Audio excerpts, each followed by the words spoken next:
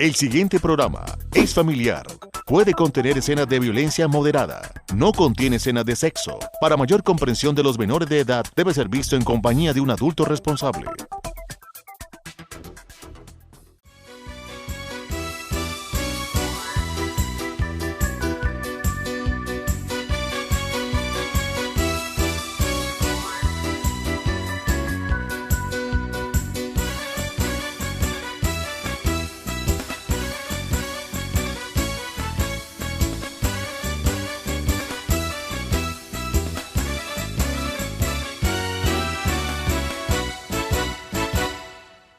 Amables de la audiencia, sean bienvenidos a este programa de reflexiones, un programa basado en la palabra de Dios que quiere traer un mensaje bíblico, pero también una reflexión a su corazón. En esta oportunidad el pastor Eliseo nos quiere compartir un tema y lo ha titulado El mejor altar. Quédese con nosotros.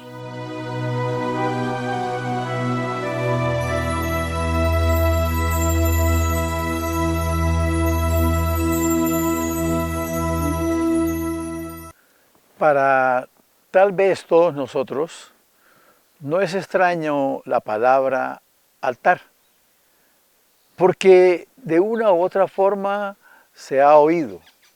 Por ejemplo, si una pareja piensa contraer matrimonio, una de las maneras de decirlo es: van a ir al altar, la va a llevar al altar. También se habla de altar en un principio como de adoración. A veces se pasa a ser un campo de idolatría y entonces le hacen altar a alguien o a algo. Y también figura la palabra altar como lugar para sacrificio. Pero hay algo que tal vez muchos de nosotros no pensamos en un altar especial, y es el que necesita nuestro Señor, nuestro Dios y Salvador. Pero si miramos la palabra de Dios, en el libro de Éxodo, en el capítulo 20, en el versículo 24, capítulo 20 de Éxodo, versículo 24, la palabra dice: altar de tierra harás para mí, y sacrificarás sobre él tus holocaustos y tus ofrendas de paz, tus ovejas y tus vacas, en todo lugar donde yo hiciere que esté la memoria de mi nombre, vendré a ti y te bendeciré. Y el versículo 25 y 26 dice: y si me hicieres altar de piedras, no las labres de cantería, porque si alzares herramientas sobre él, lo profanarás. No subirás por gradas a mi altar, para que tu desnudez no se descubra junto a él.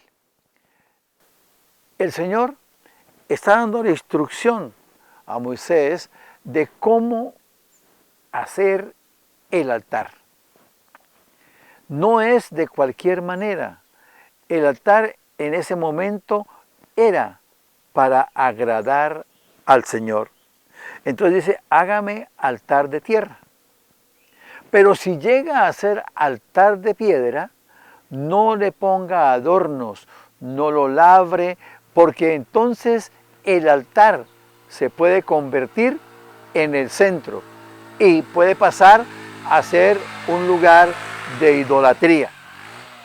Por eso el Señor es claro y le dice: y si me hicieres altar de piedras, no las labres de cantería, porque si alzares herramientas sobre él, lo profanarás. O sea, lo hará un lugar donde es más atractivo el altar que el sacrificio que se va a presentar. Y en el versículo 24 el Señor está dando las instrucciones. Dice: altar de tierra harás para mí. Ahí pues no hay la posibilidad de labrar. Y dice: y sacrificarás sobre él tus holocaustos y tus ofrendas de paz.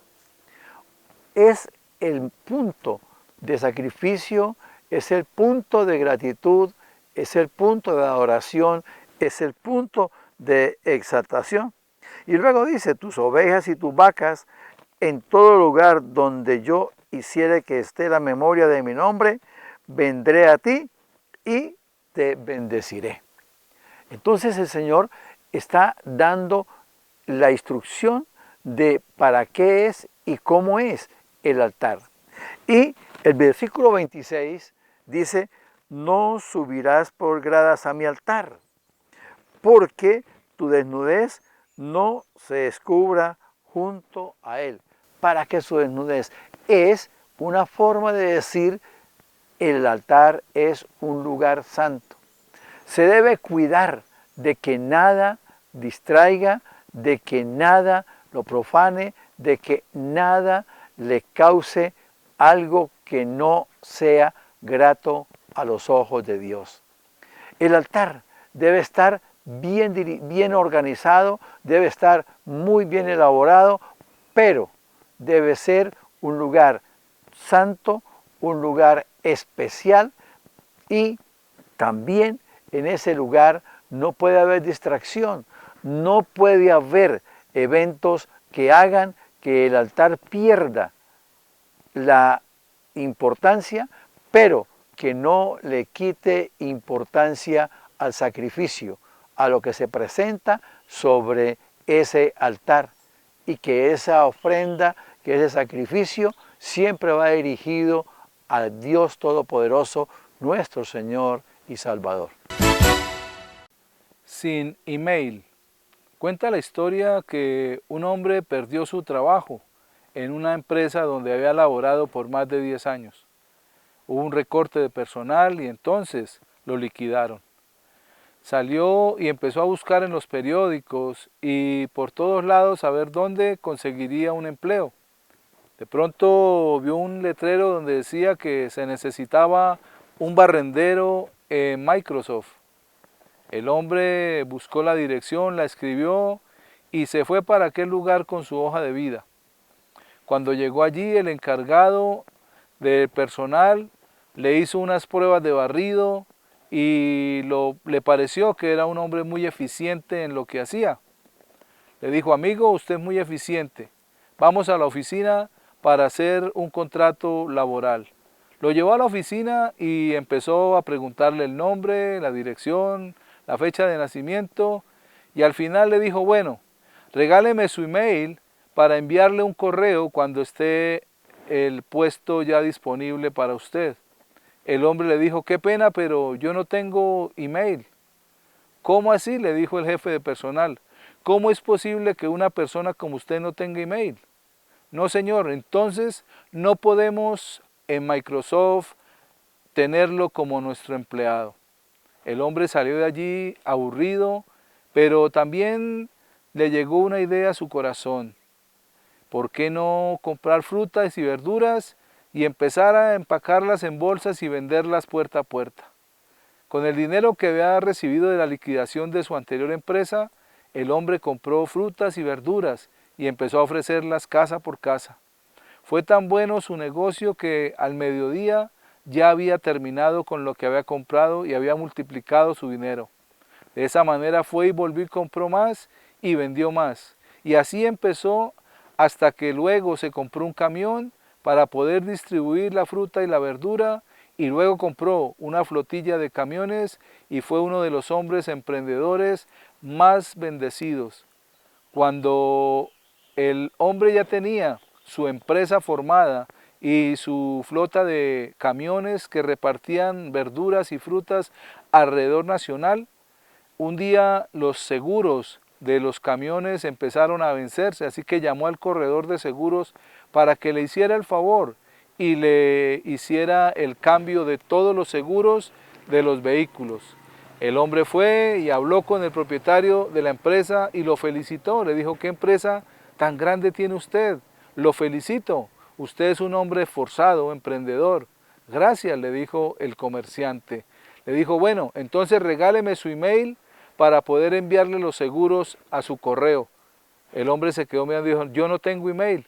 ¿Cómo así? Un hombre tan próspero, un hombre tan productivo como usted, ¿no tiene email? ¿Qué tal si tuviera email? El hombre le dijo, si tuviera email, sería barrendero en Microsoft. Muchas veces las circunstancias nos enseñan a sacar de nosotros lo mejor. Y este hombre, al ver cerradas las puertas de esa empresa, porque no tenía email, colocó su propio negocio y empezó a ser bendecido. Es allí donde nosotros necesitamos ser esforzados para poder ver las bendiciones que Dios tiene para nosotros. La palabra nos dice en el libro de Proverbios, en el capítulo 13, en el versículo 4, el alma del perezoso desea y nada alcanza, mas el alma de los diligentes será prosperada. Trabajemos con diligencia, hagamos las cosas con prontitud y pronto veremos la recompensa. Reflexionemos.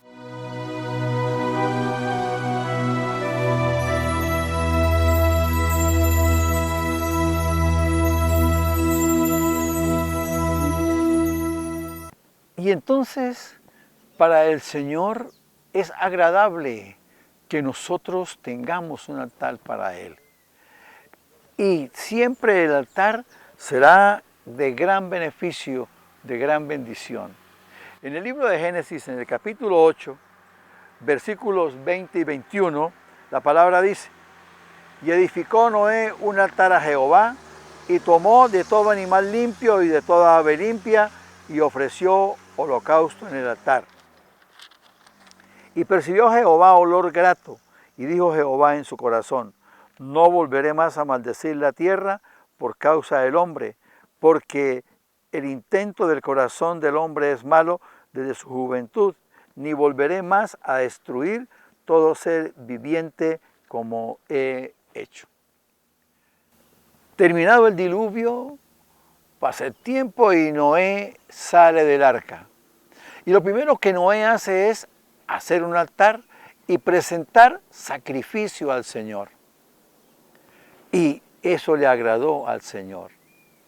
Y entonces hace la promesa, no volveré a destruir la tierra con un diluvio, no lo volveré a hacer como lo he hecho. Cuando se presenta un sacrificio grato, cuando se presenta un sacrificio de corazón, el Señor bendice. Cuando le es grato el sacrificio que se ofrece en ese altar, hay bendición, hay recompensa. Y tal vez usted, amable televidente, diga que hoy día no se presentan sacrificios de esa manera. No, pero sí podemos ofrecerle al Señor toda la alabanza y gratitud también en sacrificio. En la carta del apóstol Pablo a los Romanos, en el capítulo 12, versículo 1 dice, así que, hermanos, os ruego por la misericordia de Dios que presentéis vuestro cuerpo en sacrificio vivo, santo, agradable a Dios, que es vuestro culto racional. Y no está pidiendo Dios que nuestro cuerpo sea quemado, que nuestro cuerpo sea partido y puesto en un altar y que se queme. No. Pero sí, cuando el Señor dice que presentemos nuestro cuerpo en sacrificio vivo, santo, agradable a Dios, es que nos neguemos a nosotros mismos. Que todo lo que nosotros hacemos, busquemos que sea agradable a Dios.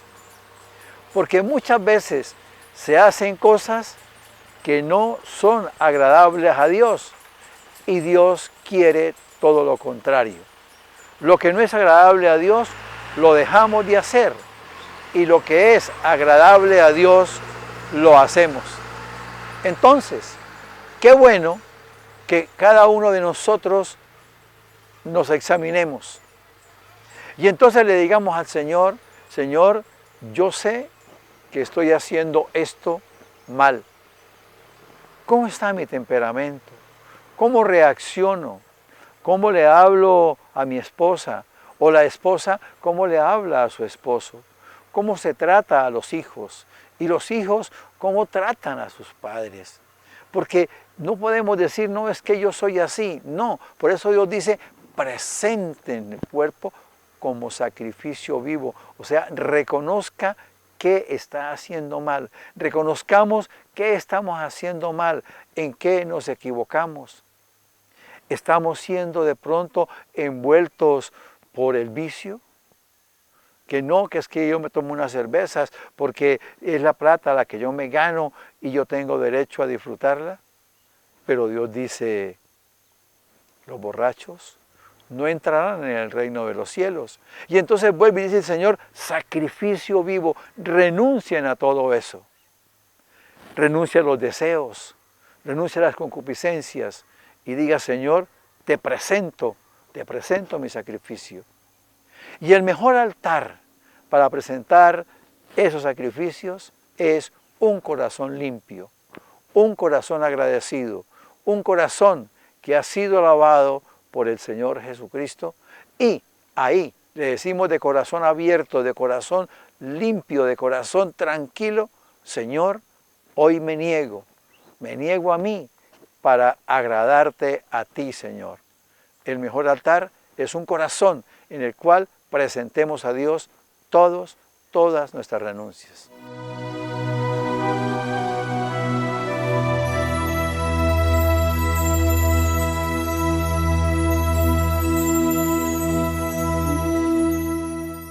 Con el tema que nos comparte el pastor Eliseo, podemos ver cómo Dios mismo demarca para que se hagan un altar conforme el deseo de su corazón. Porque lo más importante no era el altar, sino era la ofrenda que se le daba y a quién se le daba, porque era el mismo Dios. Vemos cómo a Moisés le da estrategias para hacerlo, pero también luego Noé, cuando desciende del arca, dice que él hace un altar para Dios y le adora y le exalta. Debemos entender que no es tanto el altar que hagamos para Dios, sino Dios el principal en lugar del altar. Vamos a unos mensajes de interés y ya regresamos con reflexiones.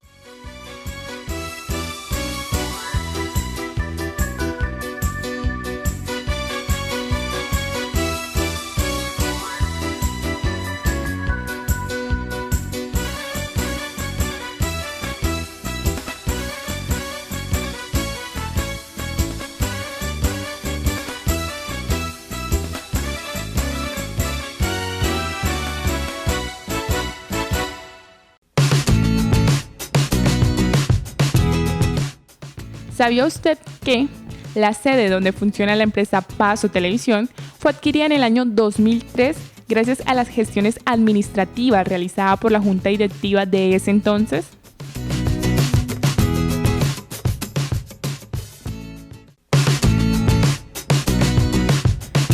¿Sabía usted que el canal comunitario de Paso Televisión cuenta en su organización con un director de canal, un director de noticias, un grupo de productores integrales y la colaboración de productores externos que ayudan a enriquecer los contenidos de la producción propia?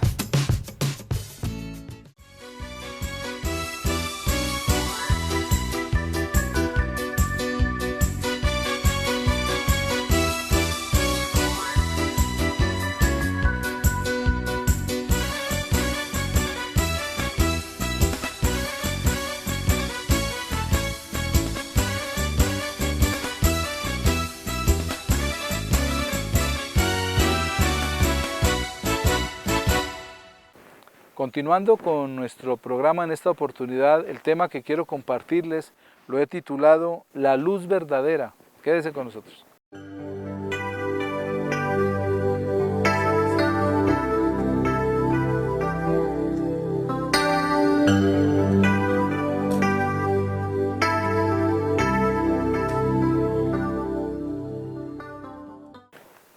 Hace ya más de un mes terminó el año 2020 y después de la fecha del fin de año pues vino la última celebración o fiesta, que es la de los Reyes, y ya empieza todo el mundo a recoger las luces que desde noviembre algunos han colocado en sus casas, y esas luces para muchos traen alegría, traen dicha, traen gozo, pero la verdad es que cuando terminan ya las fiestas de fin de año y el inicio del nuevo año en la fiesta de Reyes, pues ya empieza todo como a apagarse, y las luces que brillaron tanto en diciembre ya hoy en día no se prenden. Ya un mes casi y medio después de fin de año ya vemos que todo está recogido, ya entramos a otra etapa, ya empiezan los estudiantes a sus clases y empieza un nuevo periodo lectivo, un nuevo tiempo, y la verdad que las luces que trajeron emoción ya pasaron y la alegría que trajeron ya pasó, pero hay una luz que permanece encendida y que debe permanecer encendida en nuestros corazones, y esa luz se llama Jesucristo. El Señor mismo en la palabra nos habla acerca de quién es Él y qué significa o qué significado tiene en comparación con la luz. En el Evangelio según San Juan, en el capítulo 1, en los versículos del 1 al 5 dice la palabra: en el principio era el Verbo, y el Verbo estaba con Dios, y el Verbo era Dios. Este era en el principio con Dios. Todas las cosas por Él fueron hechas, y sin Él nada de lo que ha sido hecho fue hecho. En Él estaba la vida, y la vida era la luz de los hombres. La luz en las tinieblas resplandece, y las tinieblas no prevalecieron contra ella. Al mirar la palabra del Evangelio de Juan, nos empieza hablando de quién es Jesús. Y lo primero que dice que en el principio era el Verbo, era la palabra, y Él estaba con Dios, y Él era Dios. ¿Qué significado tiene esto para nosotros? Jesucristo, la palabra de Dios, que vino y se hizo carne en medio de nosotros para poder traer luz en medio de las tinieblas. La palabra nos dice también ahí en el versículo 4, en Él estaba la vida y la vida era la luz de los hombres. Nuestra vida es la luz. Cuando una persona fallece, dice que se apagó su luz, porque la vida es luz para el ser humano, alumbra nuestro ser. Y el Señor Jesús dice que en Él estaba la vida, y esa vida que Jesús tiene es la luz para nosotros como seres humanos. Y esa luz, dice el versículo 5, en las tinieblas resplandece. Jesús vino a resplandecer en medio de la oscuridad reinante en la tierra. Y es donde nosotros debemos entender y comprender el propósito de la venida de Jesús a esta tierra. En fin de año pasado, las últimas semanas, se celebra el nacimiento, la tradición del nacimiento del Señor Jesús. Y hacen el pesebre y el árbol y muchas cosas que incluso en la palabra no están. Aunque nos habla del pesebre, pero no dice que debemos estar conmemorando cada vez ese nacimiento. Pero lo hacemos debido a la religión tradicional y debido también a la tradición. Entonces, necesitamos entender que Jesús vino con un propósito, pero Él no se quedó niño. Él creció. Y en ese crecimiento que Él tuvo, vino a resplandecer en medio de las tinieblas que se encontraban. Por eso la luz de Cristo resplandece todavía y no se ha apagado porque pasó diciembre o porque inició un nuevo año. Sigue y debe seguir encendida en los corazones de cada uno de nosotros. Jesucristo, el Hijo de Dios, es la luz que vino, como dice la palabra, para resplandecer en medio de las tinieblas, y las tinieblas no prevalecieron contra Él. Jesús viene a alumbrar nuestros corazones, viene a darnos luz a nuestra vida. Él es la palabra de Dios, y la palabra hecha carne es el mismo Señor que vino para resplandecer en medio de las tinieblas del pecado y de la oscuridad de un mundo lleno de maldad y de oposición. Dios quiere que a través de Jesús nuestra vida también sea una vida que resplandezca para otros. El burro y su carga. Cuenta la fábula que un burro y un caballo se criaron en el establo y con el tiempo compartían pues el alimento y algunos trabajos dentro de la finca. Un día el granjero cogió al burro y le colocó toda la carga y se fueron por el camino hacia la ciudad. La carga era pesada y el burro, con el transcurrir empezó a perder fuerzas y se sintió débil. Entonces le dijo al caballo, caballo, ayúdeme con una parte de mi carga porque voy muy cansado. El caballo le dijo, es su carga, se la colocaron a usted, es su responsabilidad. Siga, hágale. El burro se sorprendió, pero siguió caminando, esforzándose, y de nuevo le rogó al caballo que le ayudara, pero nuevamente el caballo se negó. Unos metros más adelante, el burro desfalleció y cayó al piso. El granjero afanado vino rápidamente a verle qué pasaba, le quitó el peso, le quitó la carga y le dijo a su hijo, hay que cuidarlo, espere aquí y yo voy al pueblo a conseguir un veterinario. Y llamando al caballo lo cogió y le colocó toda la carga y más él, porque necesitaba ir rápido al pueblo para conseguir el veterinario.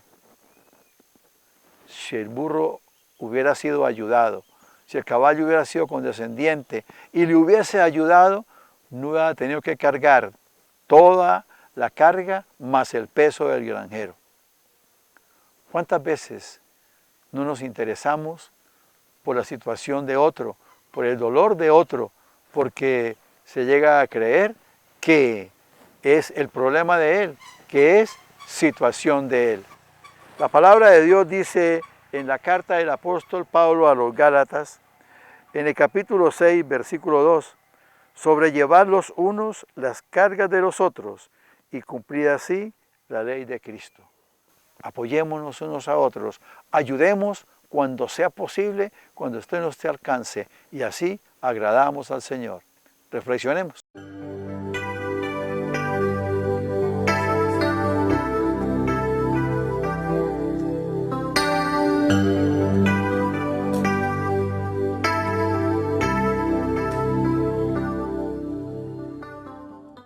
Cuando nosotros recibimos a Jesús en nuestro corazón, no solamente lo estamos recibiendo como Señor y Salvador, sino también como la luz de nuestra vida.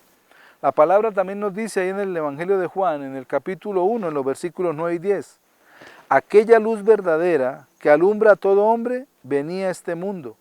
En el mundo estaba, y el mundo por él fue hecho, pero el mundo no le conoció.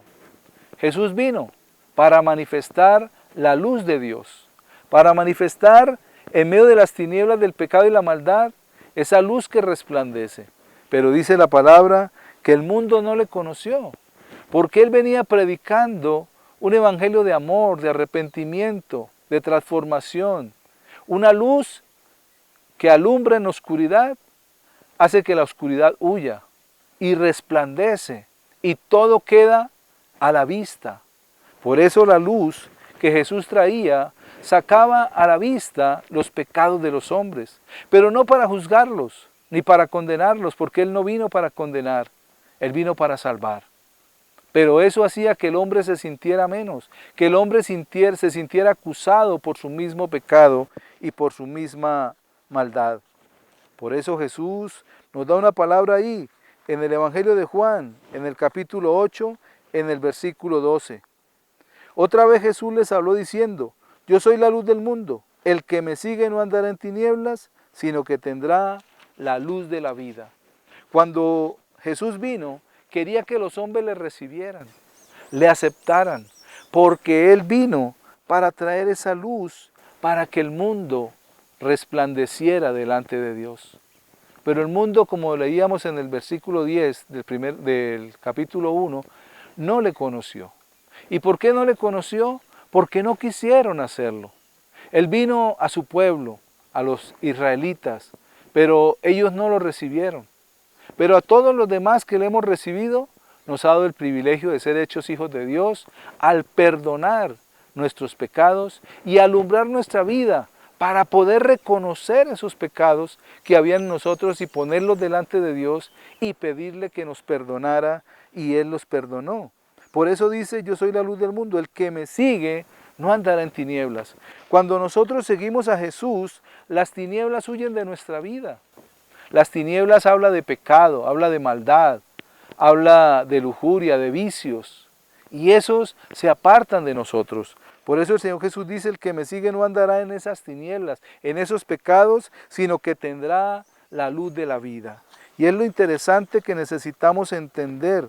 Esa luz que resplandece en las tinieblas es una luz que permanece para siempre, porque Jesús es la luz verdadera.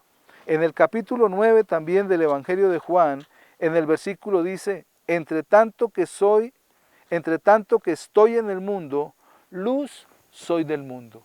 Cuando Jesús caminó en esta tierra, se manifestó la gracia de Dios, el favor de Dios, se manifestó el poder de Dios a través de él, trayendo vista a los ciegos, oído a los sordos, trayendo libertad a los cautivos, trayendo sanidad, vida a los muertos.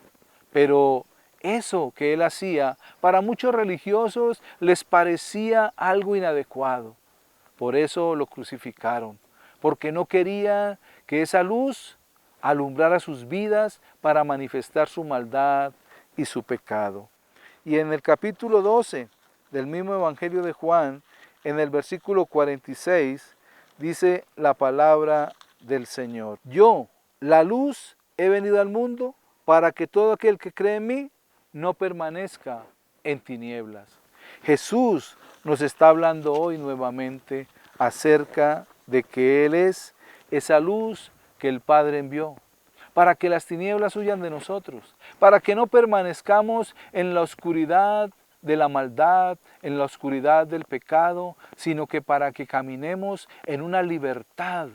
Porque cuando hay luz en la oscuridad, podemos mirar hacia dónde vamos, podemos mirar hacia dónde estamos caminando, porque esa luz alumbra no solamente nuestra vida, nuestro corazón, sino también todo lo que hay a nuestro alrededor. Recordemos, Jesús es la luz verdadera que ha venido a nosotros para que la recibamos y caminemos en luz y no más en tinieblas.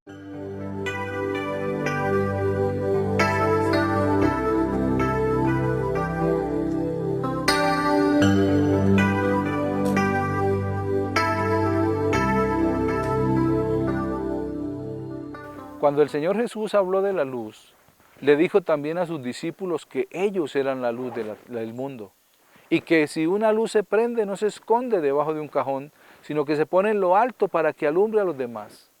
Eso es lo que Jesús quiere hacer en cada corazón y en cada vida. No solamente traer una luz a cada corazón, sino también que esa luz pueda alumbrar a otros para que le conozcan y reciban esa luz y puedan salir de en medio de las tinieblas.